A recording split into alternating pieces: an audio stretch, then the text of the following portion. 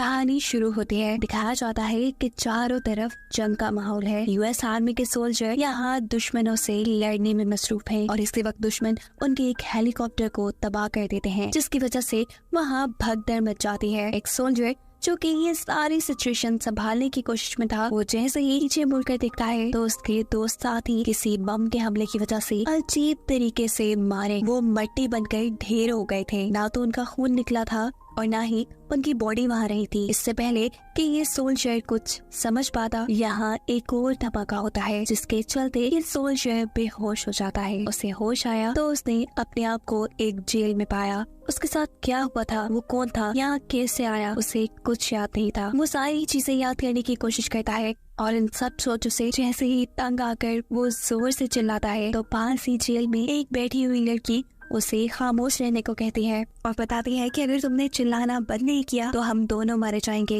ये soldier jail की खिड़की उतारकर बाहर देखता है, वहाँ तबाही ही तबाही थी। साथ जेल में बैठी हुई लड़की इस आर्मी सोल्जर को अपना नाम नादिया बताती है और कहती है कि ये तबाही हमारी दुनिया में हमला करने वाले रोबोटिक एलियंस ने की है और अगर तुमने शोर करना बंद नहीं किया तो वो हमें ढूंढ कर यहाँ आकर हमें मार देंगे। इस जगह हमें यहाँ के लोकल गैंग ने बंदी बना कर रखा हुआ है। उनकी इन्हीं बातों के दौरान यहाँ पर गैंगस्टर्स भी आ जाते हैं। हैरानकुन तौर पर इस सोल्जर को गैंगस्टर्स की लैंग्वेज समझ आ रही थी। वो इनसे डील करने की कोशिश करता है, लेकिन ये गैंगस्टर्स तो उन्हें मारने पे ही तुले थे। ऐसे सोल्जर्स और इन गैंगस्टर्स के दरमियान में लड़ाई हो जाती है और एक गैंगस्टर से लड़ते लड़ते ये सोल्जर वहाँ बनी एक खिड़की से बाहर गिर जाता है, जबकि दूसरे गैंगस्टर्स यहाँ पर नादिया की जेल में जाकर नादिया से बदतमीजी करने की कोशिश करते हैं। लेकिन नादिया वक्त रहते ही इन गैंगस्टर्स की गन छीनकर इन दोनों को ही चकमा देते हुए जान से मार देती है और यहाँ से आजाद हो जाती है। पता चलता है कि वो एक आर्मी डॉक्टर है, इसीलिए वो इस बुरी सिचुएशन से निपट पाई। यहाँ से बाहर सोल्जर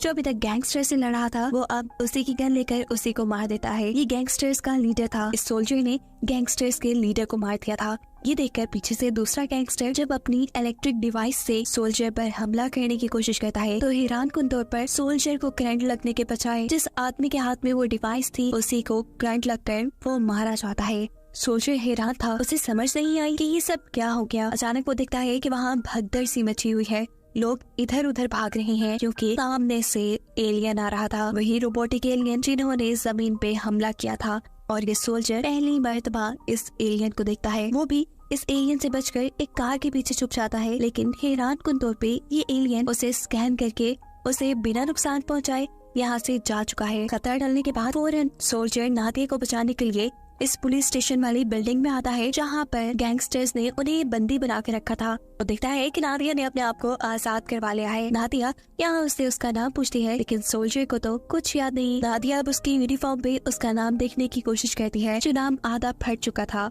वहाँ सिर्फ 2 ही लफ्ज लिखे थे, बो। नादिया कहती है आज से तुम्हारा नाम बो है। ये सोल्जर अब नादिया से कहता है कि हम लोग अमेरिकन बेस चलेंगे, लेकिन नादिया कहती है वहाँ जाने का कोई फायदा नहीं, अब तक तो वहाँ सब तबाह हो गया होगा। लेकिन जब ये सोल्जर वहाँ जाने की जिद करता है तो ना चाहते हुए भी नादिया को उसका साथ देना पड़ता है। ये लोग यहाँ खड़ी एक कार का इस्तेमाल करते हुए आगे बढ़ते हैं, लेकिन रास्ते में ही कोई उनके ऊपर हमला कर देता है।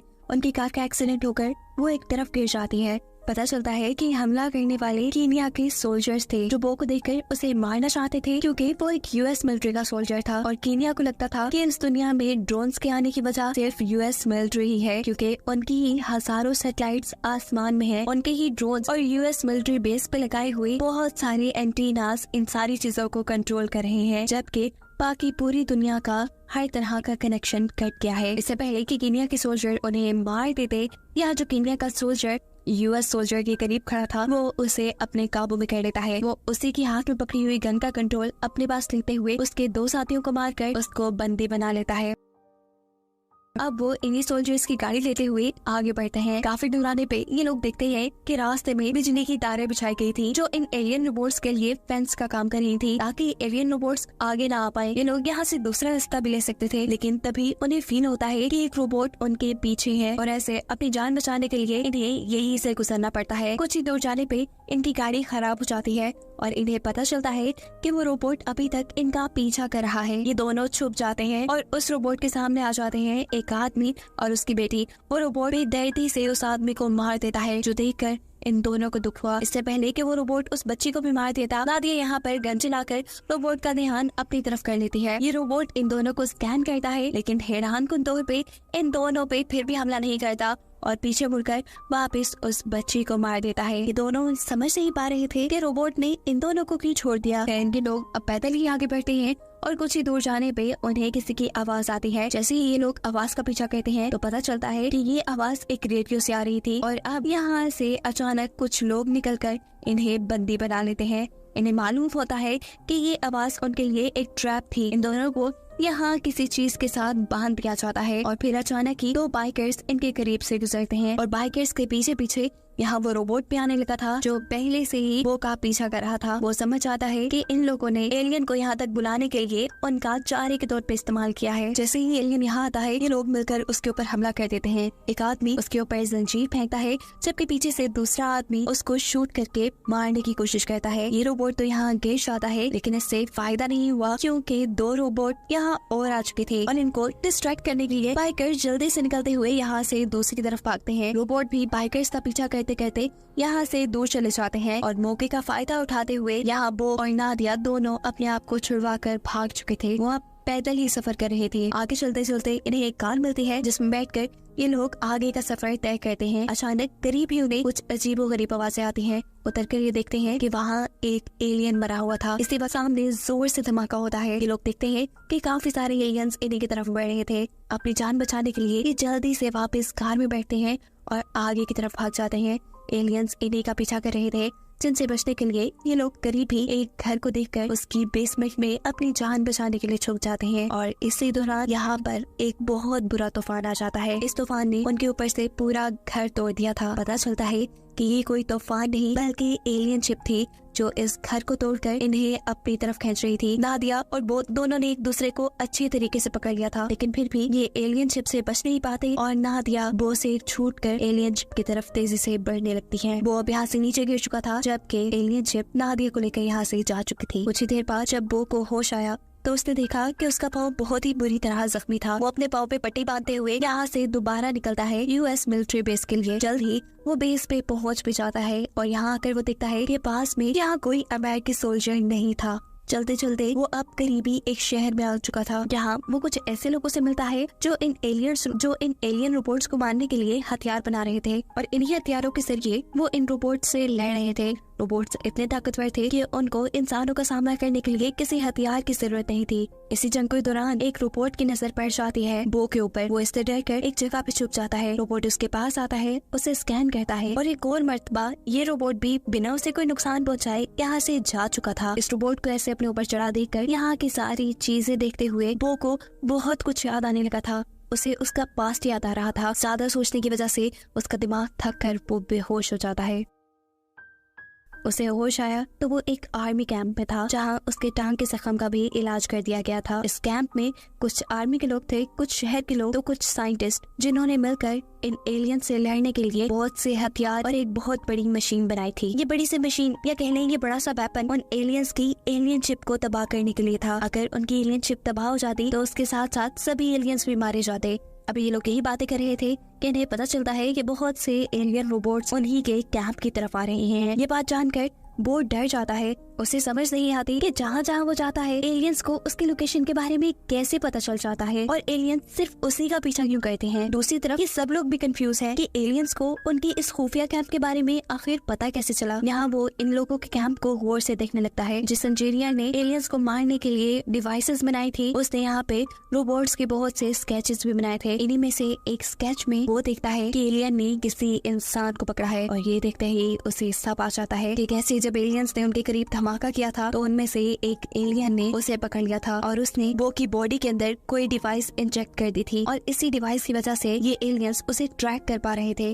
और इसीलिए रोबोट्स उस पर हमला भी नहीं कर रहे। और इस वक्त भी वो की वजह से ही रोबोट्स को उनकी लोकेशन का पता चला था। वो बिना किसी चालाकी के ये सारी बात उनको बता देता है। डिटेल्स बताते हुए वो कहता है कि एलियन शिप मुझे ट्रैक करती है, जहाँ जहाँ मैं चाहता हूँ वो वहीं वहीं आ जाते हैं, क्योंकि उनको लगता है कि कि वहाँ पर इंसान हो सकते हैं और ये इंसानों को मार रहे हैं। इनकी बात सुनने के बाद इस कैंप के लोग बो को ही मारना चाहते थे। इससे पहले कि वो बो को मार देते, वो कहता है रुको, मुझे नहीं मारो, मैं तुम्हारे बहुत काम आ सकता हूँ। देखो, मैं जहाँ चाहूंगा एलियन मेरे पीछे आएंगे, वो भी अपनी एलियन शिप लेकर। अब इससे बेहतर कि तुम लोग अपनी इतनी बड़ी मशीन को लेकर एलियन शिप का पीछा करो। इससे बेहतर है कि तुम इस एलियन मशीन को मेरे साथ लेकर चलो। जैसे ही वो मुझे ड्रैग करते हुए मेरे तक आएंगे, हम सब मिलकर इस बड़ी सी मशीन से एलियन शिप पर हमला कर देंगे और ऐसे एलियंस का काम तमाम हो जाएगा। बो का आइडिया सभी को पसंद आया था, इसीलिए ये मशीन लेकर एक टनल के जरिए बाहर निकलते हैं। बाहर निकलते हुए देखते हैं कि एलियन शिप अब एक ऐसी जगह पे जा रहा था जहाँ बहुत से लोग थे। ये जल्द से जल्द उस एलियन शिप के पास पहुंचना चाहते थे और ये शॉर्टकट लेने के लिए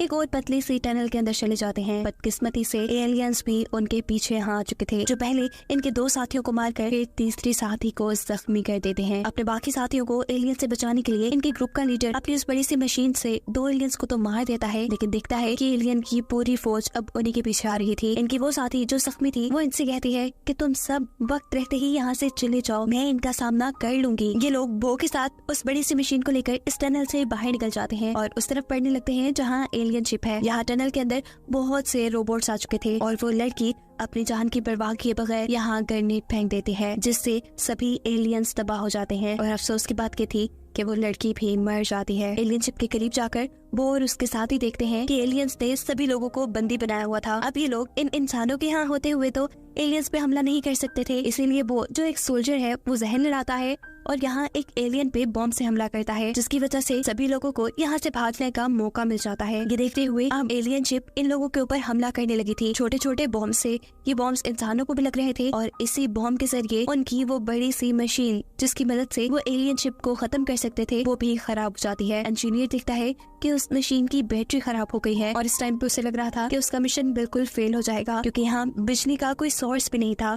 इसी वक्त पर बो को याद आता है कि कैसे जब एक आदमी ने उसे इलेक्ट्रिक शॉक से मारने की कोशिश की थी तो वो आदमी खुद ही मर गया था। उसे अब रियलाइज होता है कि जो एलियंस ने उसके अंदर डिवाइस फिट की थी उसकी वजह से उसके अंदर इलेक्ट्रिसिटी को पास करने की पावर आ गई है। यही सोचते हुए वो जल्दी से इंसानों की बनाई मशीन के पास आता है। इसी मशीन के पास एक रोबोट भी था। वो रोबोट के ऊपर हाथ रख देता है। रोबोट का तेज करंट बो को लगता है, लेकिन वो इस सारे दर्द को बर्दाश्त करते हुए अपने दूसरे हाथ से उस मशीन को एनर्जी देता है। एनर्जी के मिलते ही ये मशीन एक्टिवेट हो जाती है। इसके अंदर से बहुत सी एनर्जी बाहर निकलती है जो ऊपर जाकर एलियन शिप को तबाह कर देती है। बो ने सारा दर्द सहते हुए एलियंस की एनर्जी को इस्तेमाल करते हुए एलियन शिप को तबाह कर दिया था। इस शिप के तबाह होते ही यहाँ सभी रोबोट्स का भी खात्मा हो गया था। बो की वजह से ही ये लोग एलियंस को हराने में कामयाब हो पाए थे। सभी मिलकर अपनी जीत का जश्न मनाते हैं, जिसके साथ ये कहानी यही खत्म हो जाती है।